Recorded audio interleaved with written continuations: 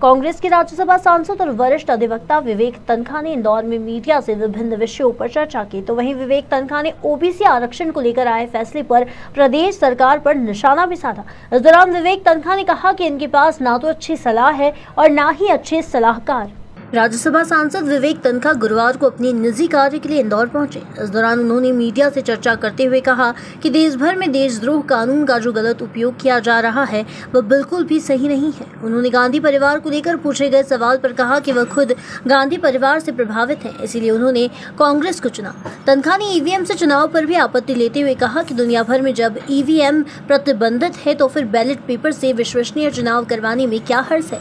जबकि उन्होंने loud speaker के मसले पर कहा कि जो जनता को पसंद है और कानून के दायरे में हो वह बेहतर है। मैं तो बहुत दिनों से बोल रहा हूँ, अगर वो अध्यादेश नहीं लाते जो कमलनाथ सरकार ने जो डिलिमिटेशन करवाया था विधिवत, जिसके अगेंस्ट 300 पिटीशन हाईकोर्ट में फाइल हुई थी और पूरी विचार के बाद वो डिसमिस हुई थी। एक प्रकार से पूरी तरह से डिलिमिटेशन वगैरह सब कंप्लीट हो चुका था। इन्होंने आके सोचा कि नहीं, ये क्योंकि कमलनाथ जी ने की है, इसको हम फिर से कराएंगे और कराने में टाइम लगता है। तो इन्होंने एक लॉ पास कर दिया कि भाई अब हम इसको डिलिमिटेशन को नहीं मानते 19 और हम 14 की डिलिमिटेशन से चलेंगे। तो इसको लेके हम हाई कोर्ट गए, इसको लेके हम फिर सुप्रीम कोर्ट गए। क्यों गए? कि जो हमारा संविधान है उसमें ही लिखा है डिलिमिटेशन इलेक्शन के पहले करवाना पड़ता है। पिछले इलेक्शन के डिलिमिटेशन से ये इलेक्शन नहीं होता है, ये संविधान में लिखा है। अब कोई पढ़ ले तो 1 सेकंड में पता चल जाए। सुप्रीम कोर्ट में ये मैटर गया तो सुप्रीम कोर्ट ने उस दिन उनके वकीलों से पूछा, हमारा केस तो खाली डिलिमिटेशन का था। उनने पूछा उनसे कि भाई ये बताइए कि जो सुप्रीम कोर्ट का जजमेंट है, कॉन्स्टिट्यूशनल जजमेंट गवाली का, जिस पे महाराष्ट्र पे एक ऑर्डर हुआ था कुछ 1 हफ्ते पहले, आप लोग उस पर क्या सोच रहे हो? इनके पास कोई जवाब नहीं था, ना इलेक्शन कमीशन के पास था, ना स्टेट गवर्नमेंट के पास था। सुप्रीम कोर्ट ने 2-3 बार पूछा, फिर सुप्रीम कोर्ट ने जब देखा कोई जवाब नहीं आ रहा था, एक ऑर्डर पास कर दिया। उस ऑर्डर को लेके इन्होंने मेरे को बदनाम करने की कोशिश की कि विवेक तनखा ये ऑर्डर लेके आ गए, जबकि विवेक तनखा केस दूसरा था। ये बात तो तुमसे पूछी गई थी और तुम जवाब नहीं दे पा रहे थे। चलो वो मैटर डिस्पोज ऑफ हुआ। अब इनके पास तो भी टाइम था भाई, जो ट्रिपल टेस्ट की बात सुप्रीम कोर्ट कह रही थी उसको कर लेना था। जो देश का कानून है उसके तहत ही तो आप चलोगे। मुझे लगता है इनके पास ना तो अच्छी सलाह है ना अच्छे सलाहकार हैं। किसी ने इनको ये नहीं बताया कि भाई देश का कानून कहता है ट्रिपल टेस्ट करके हमको लिस्ट प्रिपेयर करनी है, एक कमीशन बनाना है। ये सब हो सकता था 3-4 महीने में, मगर वो मेरे पुतले ज़रूर दहन कर रहे थे, मगर ये सब नहीं कर रहे थे। मैं जा रहा हूँ उनका, मैं तो आज चला गया होता, अगर मुझे इंदौर नहीं आना पड़ता मैं कल सुबह जाऊंगा। और हमको उम्मीद है एक नई एनर्जी के साथ कांग्रेस फिर सामने आएगी। आप सर काफ़ी वोकल रहे हैं सर, क्या सुझाव हैं आपके ठीक करने के लिए जो इतना बड़ा डिबैकल आप देख रहे हैं लगातार? देखिए, कुछ सुझाव हम आपके सामने बोल सकते हैं, कुछ सुझाव हम पार्टी में बोलते हैं, बट हम आपके सामने एक चीज़ बोल सकते हैं कि मैं उनमें से एक हूँ जो कांग्रेस की रिवाइवल के लिए पूरी ताकत लगाएगा। मैं तो कांग्रेस को एक नए रूप में, एक शक्तिशाली रूप में देखना चाहता हूं, क्योंकि Congress is a natural party of governance in India.